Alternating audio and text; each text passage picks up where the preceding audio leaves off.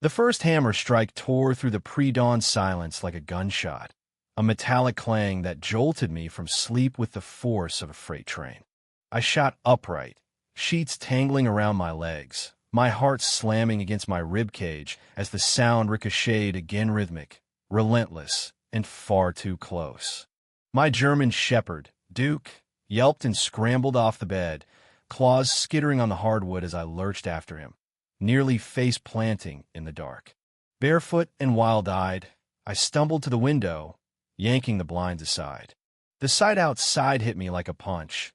3 burly figures in neon vests, silhouetted against the faint gray of morning, driving steel posts into the soft earth along my creek with sledgehammers. The water glinted faintly under the rising sun, but it was the woman perched nearby who seized my attention, Lillian Voss, all sharp angles and smug authority, lounging in a camp chair like a queen overseeing her fiefdom. She wore electric blue yoga pants that clashed with the wilderness, sipping something luridly pink from a tumbler, her voice cutting through the din as she barked orders like a drill sergeant. It was 6:32 a.m., and she was on my land. I flung the window open, cold air slapping my face, and sucked in a breath to shout. Before I could, she swiveled her head, hawk-like, and hollered, "Good morning, Nate. No need to thank me, worry taming that eyesore of yours." Her tone was syrupy, edged with venom, and it lit a fuse in me. This wasn't just a neighbor spat anymore. This was war. The creek wasn't just some ditch. It was a heartbeat of my property in Willow Bend, a winding ribbon of life that carved through the back of my 10 acres, framed by gnarled willows and bursts of goldenrod. My dad had taught me to fish there, his calloused hands guiding mine as we cast lines into the current. Duke chased minnows along its banks, his tail a blur of joy, and I'd spent countless mornings on its edge with a thermos of black coffee, watching the world wake up. I'd lived here 12 years, 12 quiet years, until Lillian blew in 6 months ago like a storm front, all HOA rulebooks and righteous indignation. At first, it was petty. Complaints about my mailbox leaning 2 degrees off-center, snide notes about my weathered barn needing a paint job, whispers that my gravel drive didn't match the community vibe. I'd ignored her like most folks did. But this, fencing my creek, this was a declaration of conquest, and I wasn't about to wave a white flag. I stormed outside, still in flannel pajama pants and unlaced boots, Duke bounding at my heels, barking like he sensed the fight brewing. The air smelled of damp earth and rust, the creek's murmur drowned by the thunk-thunk of steel sinking into soil. Lillian stood as I approached, waving a stapled stack of papers like a scepter. "Morning, Nate. This is a temporary enhancement HOA-approved Serenity project. We're turning this swamp into a meditative retreat." Her smile was all teeth, predatory. I stopped short, gravel crunching underfoot, and glared. "That's my creek, Lillian." She didn't flinch. "Technically, it's in a communal visibility corridor per HOA guidelines. It's unstructured, asymmetrical, frankly, a mess. We voted to enclose it for the greater good. Page 38, section 4.1.3, if you're curious." I blinked, incredulous. I'd read those bylaws front to back when I fought the HOA over my barn's roof height 3 years ago, represented myself in court and won. No such section existed. But Lillian wielded her lies like a blade, and the crew hammering away didn't care who owned what. They'd already fenced a third of the creek, the steel posts rising like prison bars.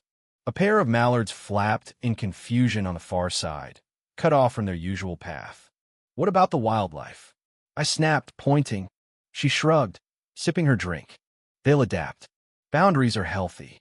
Duke growled, hackles up, and I retreated, blood boiling. I needed backup. Grabbing my phone, I dialed Calvin Reese, a grizzled ex-forest ranger who lived 3 lots down. He smelled of cedar and pipe smoke, always had a knife on his belt, and knew this land better than anyone. "Get over here," I said, voice tight.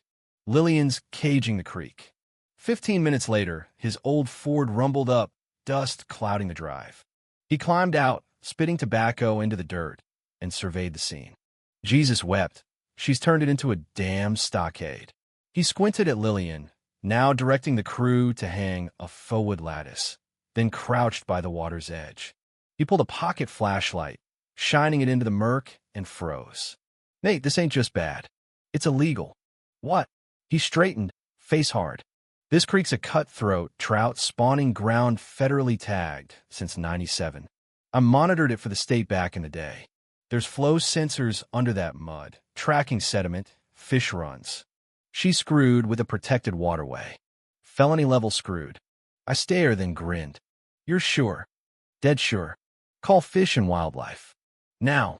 I snapped photos, steel posts, frantic ducks, Lillian posing by her chair like a conqueror, and emailed the regional office with a video of her shooing a kid with a net away from her creek. By nightfall, a response pinged back. "Agents dispatched tomorrow. Obstruction of protected habitat violates U.S. Code Title 16. Standby." Lillian didn't know the hornet's nest she'd kicked. The next day, she doubled down, hosting a creek serenity unveiling, with a dozen neighbors in linen tunics clutching quartz crystals, meditating by her fence now, strung with fairy lights and signs proclaiming HOA reflection zone. One woman, incense wafting from her hands, asked if the creek healed Lillian's spirit. "It did," she purred, "until I cleansed its chaos." That was the last straw.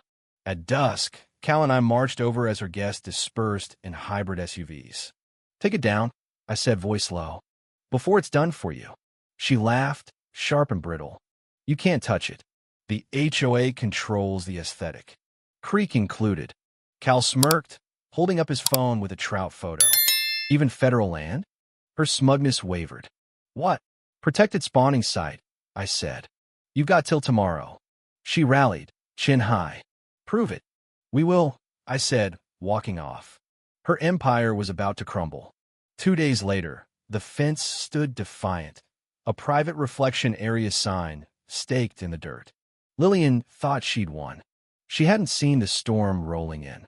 Cal called at dawn, voice buzzing. "Fish and Wildlife's here today. Your pics lit a fire. Act normal." "Normal?" I snorted, peering out as a white SUV eased into the cul-de-sac. 3 agents stepped out, 2 men, 1 woman, all khaki and no nonsense. One lugged a gear case, another binoculars. I grabbed clippers and trimmed my hedge, feigning calm. Cal cast a line from his porch, a perfect decoy. The agents reached the creek, stopped dead at the fence, and one muttered, "You've got to be shitting me." Lillian swooped in, clipboard raised. "Can I help you?" An agent flashed a badge. "Fish and Wildlife. Investigating a reported waterway obstruction." She bristled. "This is HOA property. You need board approval." The woman agent stepped forward, voice flat. "Endangered Species Act and Clean Water Act say otherwise. This is a cutthroat trout spawning site. Blocking it's a federal offense." Lillian scoffed. "That trickle? It's seasonal. Year-round," the agent countered. "Sensors confirm it. Your fence disrupted them last week." They moved fast, bolt cutters snapping steel, logging each piece. A 4th agent upstream waved a handheld scanner, beeping its sediment shifts. Lillian's face drained of color as they worked. "You're destroying HOA property. Factored into your fine," an agent said. "Restoration costs, potential charges." "Step back." She lunged for the cutters. "This is my vision."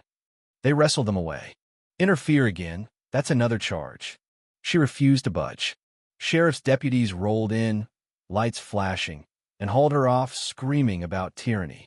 By afternoon, the fence was gone, replaced by a stark federal property, "Do Not Disturb" sign. Neighbors peeked from windows, phones recording. That night, the HOA convened emergency session. Fed up with Lillian's stunts, the board unraveled. 2 quit on the spot. She was suspended, pending an audit of misused funds. Cal clinked a beer against mine on my porch. Best part? She's not done fighting. He was right. Lillian lawyered up, hiring Victor Slady, a flashy attorney, with a silver Porsche and a grin like a shark. They stormed the HOA clubhousea, sagging poolside, shed announcing a lawsuit against government overreach and emotional distress from ecological slander. Victor strutted, calling it a gross violation of property rights. Lillian clutched a leather binder, gold pen flashing, claiming my creek's negative energy disrupted her sleep. I poured a bourbon and waited for the circus to hit court. The hearing came quick.